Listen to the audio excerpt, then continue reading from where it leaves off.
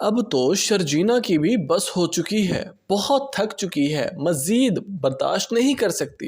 بہت ٹائم دے دیا مصطفیٰ کو، اب مزید اس کی لاپرواہی کو بیئر نہیں کر سکتی شرجینا۔ اس بار اپنا سوال کھڑا کر ہی دیتی ہے کہ مصطفیٰ آخر تم چاہتے کیا ہو؟ یہاں پر مصطفیٰ کہنے لگے گا شرجینا میں وہ چاہتا ہوں جس میں تمہاری خوشی ہو، میں تمہارے لیے ہی محنت کر رہا ہوں۔ یہاں پر شرجینا کہنے لگے گی مصطفیٰ مجھے تمہاری محنت نہیں چاہیے، نہ ہی مجھے ساری آسائشیں پیسہ چاہیے، مجھے تمہاری محبت، تمہارا ٹائم چاہیے جو ہم دونوں کے لیے بہت بہترین ہونا چاہیے۔ دوسری طرف سے ویورز عدیل کا بھی انجام اب بہت ہی زیادہ قریب ہے، کیونکہ رباب کو عدیل کی اصلیت کا پتہ تو چل چکا ہے۔ وہ واصف کے ذریعے عدیل کا سارا بایو ڈیٹا نکالے گی، ساری ہسٹری نکالے گی کہ کس طرح سے عدیل نے ہمیں دھوکہ دیا ہے۔ ڈرامہ سیریل کبھی میں کبھی تم کی اگلی بلاک بسٹر قسط میں آپ دیکھیں گے کہ اب کی بار شرجینا بہت ہی زیادہ پریشان، بلکہ اس کی حالت مزید سے مزید تر خراب ہوتی چلی جائے گی۔ جس طرح سے اس نے اسٹریس اپنے اوپر سوار کیا ہوا ہے، بیٹھی ہوتی ہے اکیلی، کچھ سمجھ نہیں آ رہا ہوتا، کوشش کرتی ہے کہ کسی طرح مصطفیٰ کا نمبر ڈائل کروں، اس سے بات کرنے کی کوشش کروں، لیکن پھر اسے یہ بات ذہن میں آ جاتی ہے کہ کہیں مصطفیٰ میری کال بند نہ کر دے ہمیشہ کی طرح، ویسے بھی اس کے پاس ٹائم نہیں ہوتا مجھ سے بات کرنے کے لیے۔ یہاں پر اسٹریس میں بیٹھی ہی ہوتی ہے، جب مصطفیٰ گھر آتا ہے تو شرجینا اس کے انتظار میں بیٹھی ہوتی ہے۔ صبح ہوتے ہی ناشتے کی ٹیبل پر شرجینا مصطفیٰ سے کہنے لگتی ہے آخر مصطفیٰ کب تک ایسا چلے گا، کب تک ہم دونوں کو ایک ٹائم نہیں ملے گا اپنے لیے؟ مصطفیٰ کہنے لگے گا شرجینا میں یہ سب کچھ کس کے لیے کر رہا ہوں؟ تمہارے لیے کر رہا ہوں، ہمارے آنے والے بچوں کے لیے کر رہا ہوں۔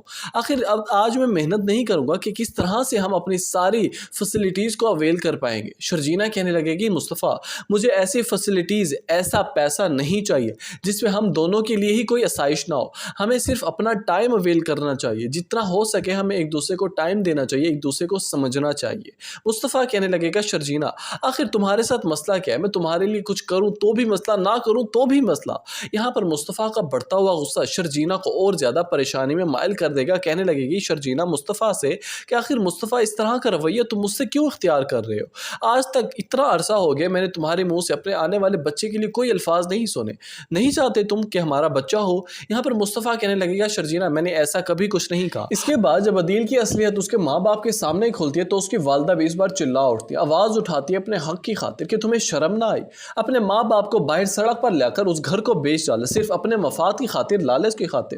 تمہارا ضمیر کہاں گیا عدیل؟ یہاں پر عدیل چلاتے ہوئے کہنے لگے گا اماں میں پہلے ہی بہت پریشان ہوں، مزید مجھے اس طرح کی پریشانیوں سے دور رکھے ورنہ ہو سکتا ہے میں کچھ غلط کر بیٹھوں۔ رباب عدیل سے کہنے لگے گی تمہیں کیا مسئلہ ہے، کیا ایشو ہے، آخر کیوں اتنا پریشان ہو؟ اپنا کام کرو جو تم کر رہے ہو، تمہیں اس سب سے کوئی مسئلہ نہیں ہونا چاہیے۔ جبکہ عدیل پہلے ہی رباب اور واصف کو اتنا قریب دیکھ چکا ہوتا ہے کیونکہ اسے شک ہونے لگتا ہے کہ آخر رباب کو کہیں مجھ پر کوئی شک تو نہیں ہوگا۔ در حقیقت تو رباب کے سامنے عدیل کی ساری اصلیت آ چکی ہے اور عن قریب وہ اسے دھکے دے کر گھر سے باہر نکال دے گی۔ اب عدیل تو روڈ پر پھرے گا لیکن اپنے ماں باپ کو ساتھ ہی ذلیل کروائے گا۔ تو اس مشکل وقت میں کوئی سہارا دینے کو نہیں ہوگا، صرف شرجینا اور مصطفیٰ ہی ہوں گے جو اپنے ماں باپ کو، اپنے بھائی کو اپنے ساتھ اپنے ہی گھر میں لے کر آئیں گے۔ اور وہاں مصطفیٰ شرجینا کو جواب دیتے ہوئے کہنے لگے گا کہ شرجینا تمہیں لگتا ہے کہ ہمارے حالات ایسے ہیں کہ ہم بچے رکھ سکیں، ان کی پرورش کر سکیں؟ یہاں پر شرجینا کہنے لگے گی مصطفیٰ تم سیدھا ہی کہہ دو کہ نہیں چاہیے بچہ، جبکہ مصطفیٰ بھی شرجینا کا یہ رویہ دیکھ کر چلاتے ہوئے کہنے لگے گا کہ ہاں مجھے نہیں چاہیے بچہ۔